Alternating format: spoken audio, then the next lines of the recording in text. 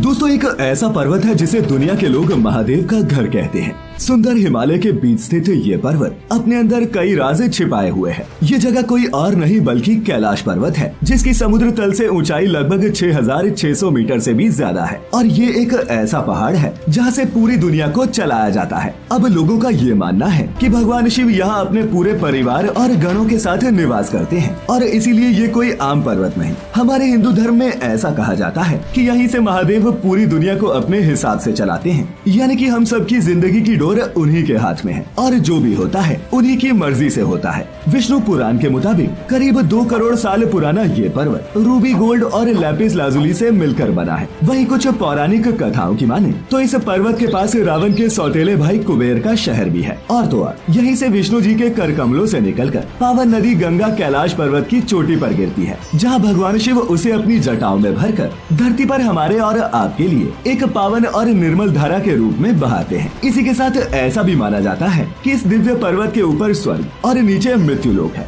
अब पौराणिक कथाओं में भी ऐसी बहुत सी घटनाओं के बारे में बताया गया है, जिनमें कई बार काली शक्तियों के कैलाश पर्वत पर चढ़ाई करके महादेव को यहाँ से निकालने की कोशिश के वर्णन मिलते हैं, लेकिन उनकी ये इच्छा कभी पूरी नहीं हो सकी। अब भले ही दुनिया भर के पर्वतारोही माउंट एवरेस्ट को भी फतेह कर चुके हैं, लेकिन फिर भी आज तक कोई भी इस कैलाश पर्वत पर चढ़ाई नहीं कर पाया। और यही नहीं, न तो इसके ऊपर कभी कोई हेलीकॉप्टर ले जा पाया है और न ही कोई जहाज। अब ऐसा क्यों है और इसके पीछे की क्या वजह है? इसी सवाल के जवाब ढूंढने के लिए 2015 से 16 के बीच अमेरिकी एजेंसी नासा ने गूगल और सैटेलाइट की मदद से कैलाश पर रिसर्च शुरू की। उनके इस रिसर्च में कुछ ऐसी फोटोज सामने आई जिसने नासा के साइंटिस्ट के भी होश उड़ा दिए। उन्होंने सैटेलाइट की मदद से कैलाश की जब इन फोटोज को देखा तो वहाँ पर कोई और नहीं बल्कि खुद भगवान शिव ध्यान मुद्रा में बैठे हुए दिखाई दिए। साथ ही आपको बता दें कि ऐसा भी नहीं है कि कभी किसी ने इस पर्वत पर चढ़ने की कोशिश न की हो। साल 2001 में चीन ने स्पेन और रूस के साइंटिस्ट के साथ मिलकर इस कैलाश पर्वत पर चढ़ने की कोशिश की। अब ये टीम तो कैलाश पर चढ़ने में सफल नहीं हो पाई,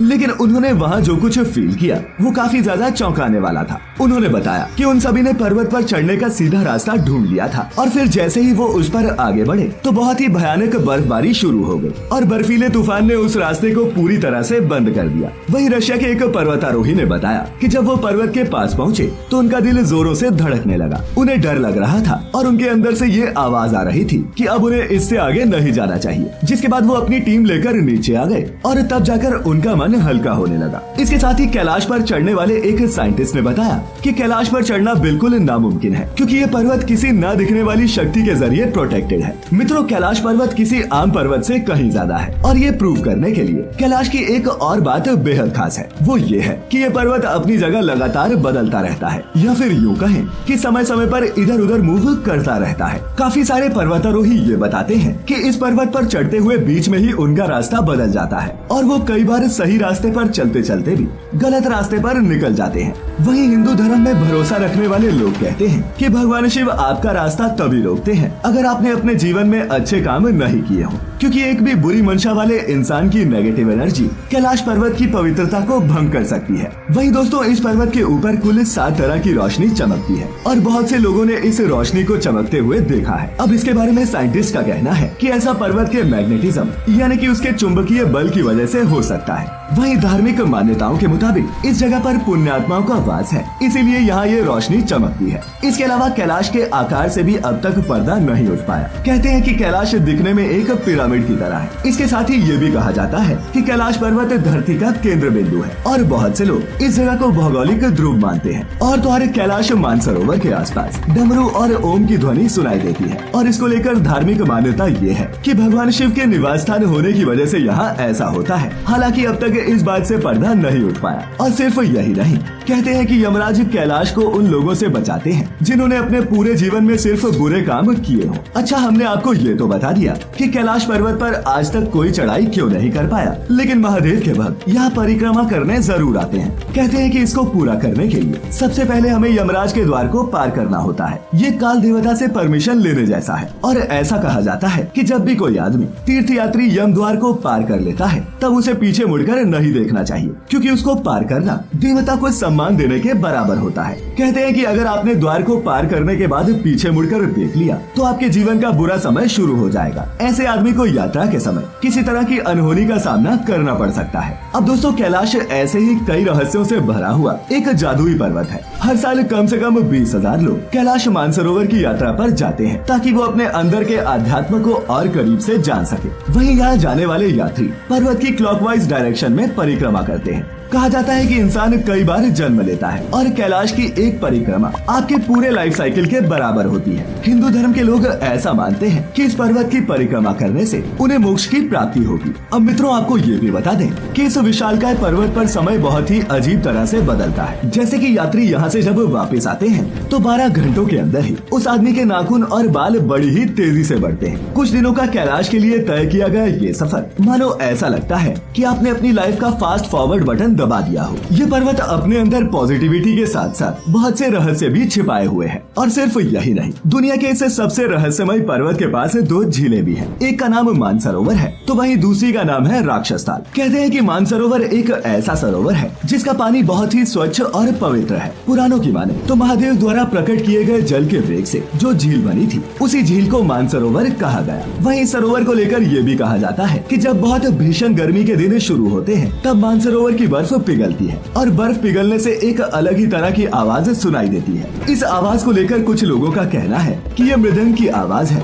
वहीं कुछ मानते हैं कि मानसरोवर में एक बार नहा लेने से मनुष्य रुद्रलोक यानी कि शिव जी के लोक पहुंच जाता है। आपको बता दें कि मानसरोवर करीब 320 किलोमीटर के इलाके में फैली हुई है और इस झील के आसपास भोर के 2:30 बजे से 3:45 बजे के बीच बहुत सी अलौकिक क्रियाओं को महसूस तो किया जा सकता है लेकिन देखा नहीं जा सकता। कहते हैं कि इस सरोवर का पानी स्रोतों के जरिए गंगा और ब्रह्मपुत्र नदी में जाता है। वहीं मानसरोवर का जुड़ाव महादेव के साथ साथ भगवान विष्णु और देवी लक्ष्मी से भी जुड़ा हुआ है। मानसरोवर से आते हुए रास्ते में एक झील है जिसका जिक्र पुराणों में क्षीर सागर के तौर पर किया गया है। कहते हैं कि क्षीर सागर कैलाश से 40 किलोमीटर की दूरी पर है और धार्मिक मान्यता ये है कि श्री नारायण और देवी लक्ष्मी इसी झील में शेषनाग की शैया पर विराजते हैं। अब दोस्तों, ये तो हो गया मानसरोवर के बारे में। अब आपको दूसरी झील राक्षस ताल के बारे में बताते हैं। इस ताल को इंग्लिश में डेविल्स लेक के नाम से जाना जाता है। ये राक्षस ताल पूरी तरह से पैरानॉर्मल एक्टिविटीज से भरा हुआ है और यहाँ पर बहुत सी असाधारण चीजों को देखा जा सकता है। इस ताल के बारे में जब हम अध्ययन करते हैं तब यहाँ लंका के राजा रावण का जिक्र आता है। दरअसल एक बार रावण शिव जी के सामने अपनी भक्ति और डिवोशन को साबित करना चाहता था और सिर्फ यही नहीं, वो महादेव से वरदान के रूप में उनकी सारी शक्तियाँ भी पाना चाहता था। अब ये तो आप भी जानते हैं कि लंकापति के पास 10 सिर थे और भगवान शिव के लिए अपनी भक्ति को साबित करने के लिए उसने कैलाश के नीचे अपना एक सिर काटना शुरू कर दिया, जिसके बाद कैलाश की पूरी धरती खून से भर गई। अब शक्ति के लालच में रावण ने एक कर अपने 9 सिर काट लिए और कैलाश पर्वत की जमीन को अपने राक्षसी खून से पूरा भर दिया। फिर जैसे ही रावण अपना 10वां सिर काटने लगा, उसके सामने भोलेनाथ प्रकट हो गए। उसकी इस तपस्या और लगन को देख भगवान शिव ने उसे वरदान के रूप में शक्तियाँ दी। लेकिन जिस जगह रावण का ये खून बहा था उसी जगह पर यह झील बनी जिसे आज राक्षस ताल के नाम से जानते हैं। इस झील को रावण ताल या फिर घोष लेक नाम से भी जाना जाता है और कहते हैं कि अगर कोई यहाँ पर भगवान से जुड़ने के लिए आता है और वो व्यक्ति इस जगह को लेकर डिसरिस्पेक्टफुल रहता है यानी कि इसकी पवित्रता का सम्मान नहीं करता तो ये ताल उस व्यक्ति के साथ कुछ भी कर सकता है। लेकिन हाँ, अगर आप वहाँ पर जाएं